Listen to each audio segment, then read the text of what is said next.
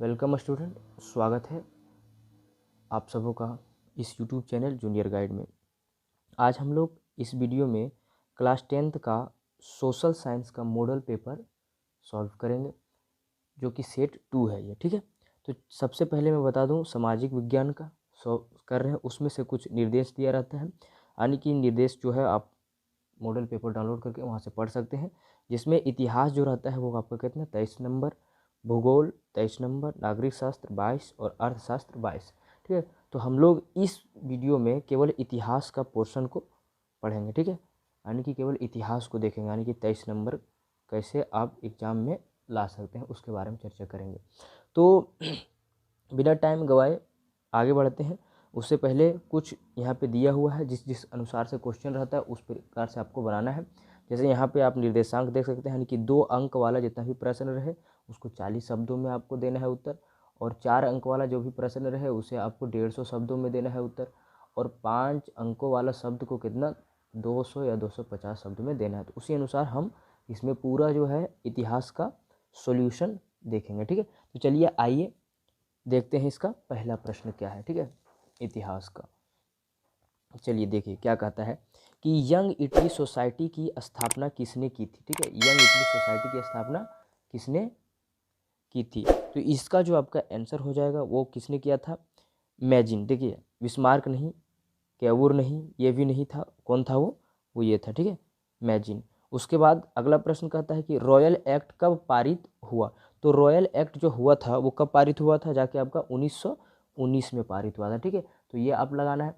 तो इस प्रकार से हम लोग देखेंगे सारा क्वेश्चन, ये सब ऑब्जेक्टिव है। ठीक है, तो आपको लिख देना है।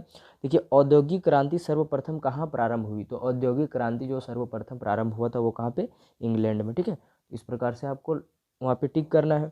उसके बाद देखिए अगला क्वेश्चन, आर्थिक महामंदी की शुरुआत कब हुई। तो आर्थिक मंदी जो हुआ था वो आपका जाके 1929 में शुरुआत हुआ था। ठीक है, तो इस प्रकार से सारा क्वेश्चंस को बनाना है। ठीक है, चलिए देखते हैं पांचवा प्रश्न।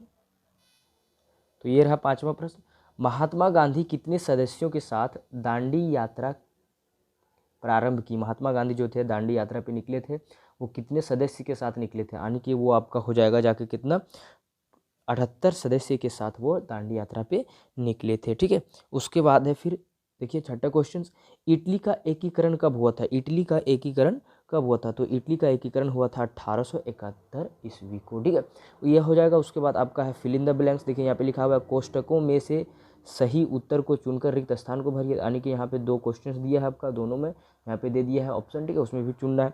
देखिए क्या कहता है सातवां क्वेश्चन, वियना सम्मेलन की मेजबानी खालिस्तान ने की थी। तो इन दोनों, देखिए यहाँ पे नाम दे दिया आपका, ड्यूक मैटरनिख, नेपोलियन बोनापार्ट, ये दोनों में से कौन किया था वहाँ पे। ठीक है, तो आपको बताना, तो इसका जो किया था ये इसने किया था। ठीक है, देखिए यहाँ कौन हो जाएगा, ड्यूक मैटरनिख। ठीक है, इसने किया था इसका सम्मेलन का मेजबानी। उसके बाद फिर कहता है कि खालिस्तान को जलियांवाला बाग हत्याकांड हुआ था, यानी कि जलियांवाला बाग हत्याकांड कब हुआ था ये कह रहा है।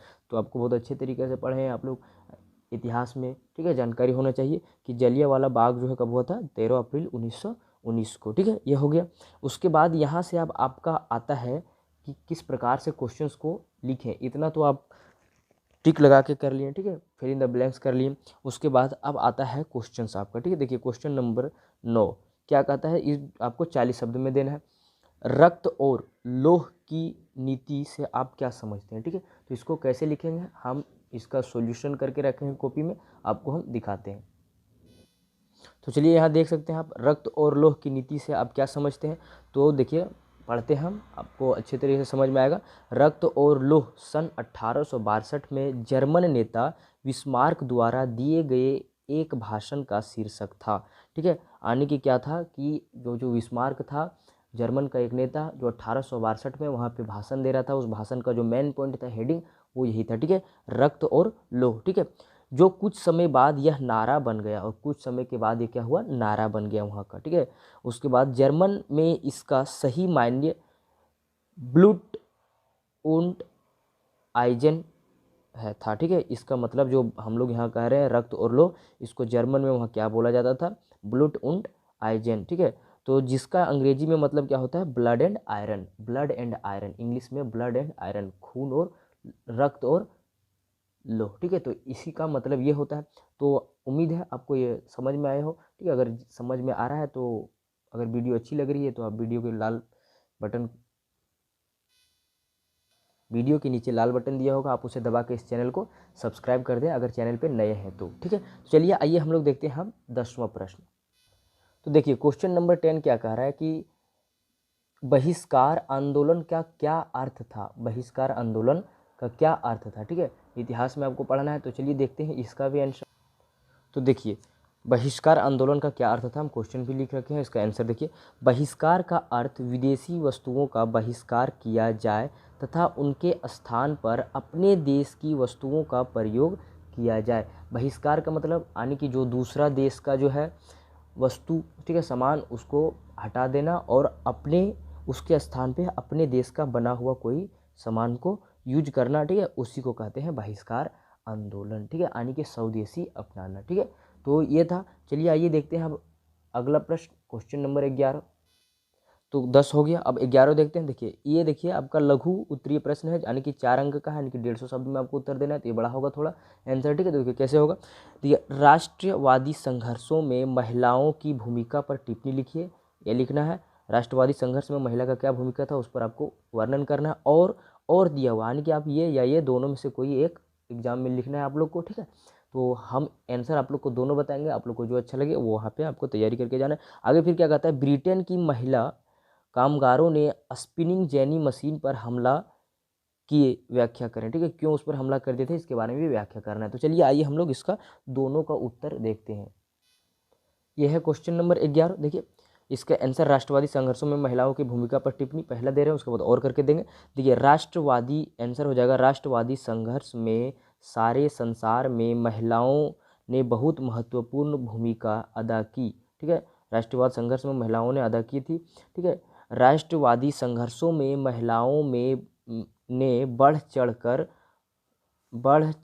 भाग लिया, फिर भी उदारवादी के आंदोलन के महिलाओं को राजनीतिक अधिकार देने का मुद्दा विवादास्पद था, ठीक है, यानी कि इतना भूमिका निभाई फिर भी उन लोग को विवाद में रखा गया था, ठीक है। तो महिलाओं ने अपने राजनीतिक संगठन स्थापित किए, अखबार शुरू किए तथा राजनीतिक बैठक में भाग लेना शुरू किया।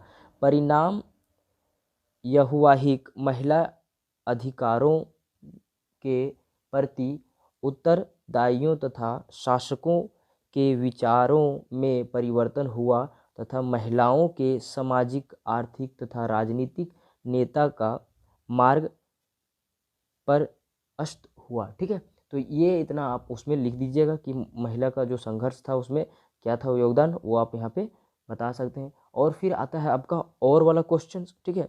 और वाला में क्या है, देखिए ब्रिटेन की महिला कामगारों ने स्पिनिंग जेनी मशीन पर हमला किया, व्याख्या करें। देखिए ब्रिटेन की महिला द्वारा स्पिनिंग जेनी मशीन पर हमला किया गया, क्यों हमला किया गया था, कारण है। पहला, इस मशीन के कारण उनकी नौकरियां छीन रही थी, उसका नौकरी था वो छीन रहा था।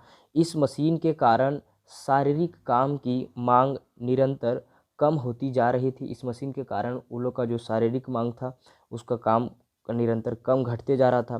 तीसरा, जब उद्योग में स्पिनिंग जेनी मशीन का उपयोग शुरू किया गया तो हाथ से ऊन काटने वाली महिला बेरोजगार हो गई और ये सभी महिलाएं गुस्से में आकर स्पिनिंग जेनी मशीन पर हमला कर दिया, ठीक है। तो ये स्पिनिंग जेनी पर हमला किया, उसके बारे में आपको व्याख्या कर देना क्यों किया था, सो ठीक है। तो इस प्रकार से आपको एग्जाम में लिखना है, नंबर आपको अच्छा मिलेगा, ठीक है। तो चलिए आइए देखते हैं हम लोग अगला प्रश्न। देखिए क्वेश्चन नंबर 11 हो गया। 12 में देखिए क्या कहता है, राजनीतिक नेता पृथक चुनाव क्षेत्रों के सवाल पर क्यों बटे हुए थे, ठीक है। राजनीतिक नेता जो था पृथक चुनाव क्षेत्र के सवाल पर क्यों बटे हुए थे, और में दिया है जर्मनी एकीकरण की प्रक्रिया का संक्षेप में वर्णन करें, यानी कि आप दोनों में से लिख सकते हैं कोई, ठीक है। तो चलिए आइए हम लोग दोनों का आंसर देखेंगे। तो पहले देखते हैं राजनीतिक नेता पृथक क्षेत्र के सवाल पर क्यों बटे हुए थे, उसके बारे में चर्चा करेंगे। देखिए क्या कहता है, पहला, राजनीतिक नेता पृथक निर्वाचन चिका के सवाल पर इसलिए बटे हुए थे, यानी कि क्षेत्र पर इसलिए बटे हुए थे, सवाल पे बटे हुए थे। ठीक है, क्यों?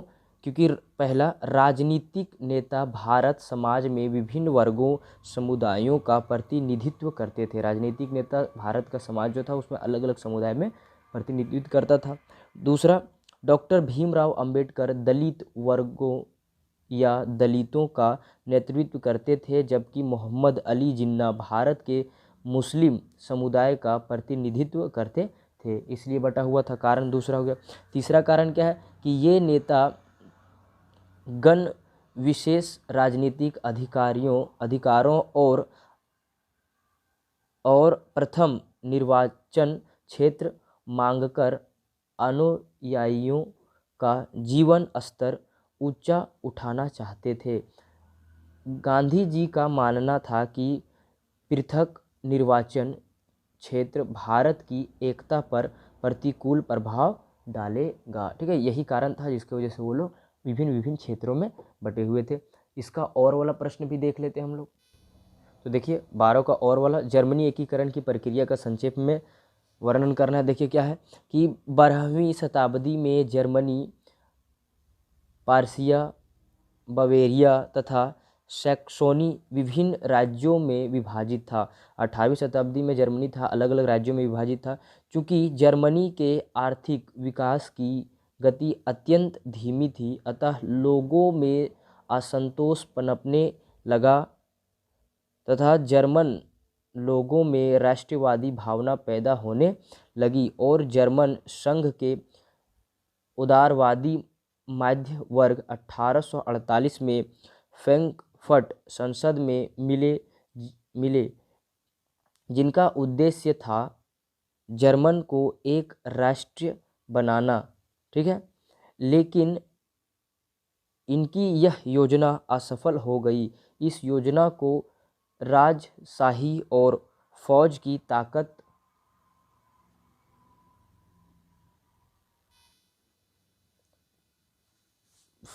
ताकत ने दबा दिया।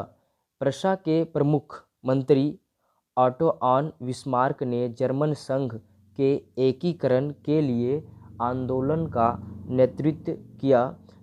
7 वर्ष के दौरान ऑस्ट्रिया, डेनमार्क और फ्रांस ने 3 युद्धों में प्रशा की जीत हुई और एकीकरण की प्रक्रिया पूरी हुई। जनवरी 1871 में वरासय में हुई एक समारोह में प्रशा के राजा विलियम प्रथम को जर्मनी का सम्राट घोषित किया गया। इस प्रकार से आप जर्मनी का एकीकरण के बारे में वर्णन कर सकते हैं। ठीक है, तो इसमें एक और प्रश्न रह गया। ठीक है, जो प्रश्न कौन सा है वो है 13, यानी कि देखिए कहता है कि दिए गए विश्व के मानचित्र में निम्न स्थानों को दर्शाइए। ठीक है, ये 2 नंबर का होता है, यानी कि 2 चित्र दिया है। पहला में क्या है, ऑटोमन साम्राज्य और दूसरा में है ऑस्ट्रेलिया। ठीक है, तो ऑटोमन साम्राज्य इसमें आपको दिखाना है और इसमें दिखाना है ऑस्ट्रेलिया कहाँ है। तो यह आप लोग घर में अच्छे तरीके से पढ़ के इसको कर सकते हैं।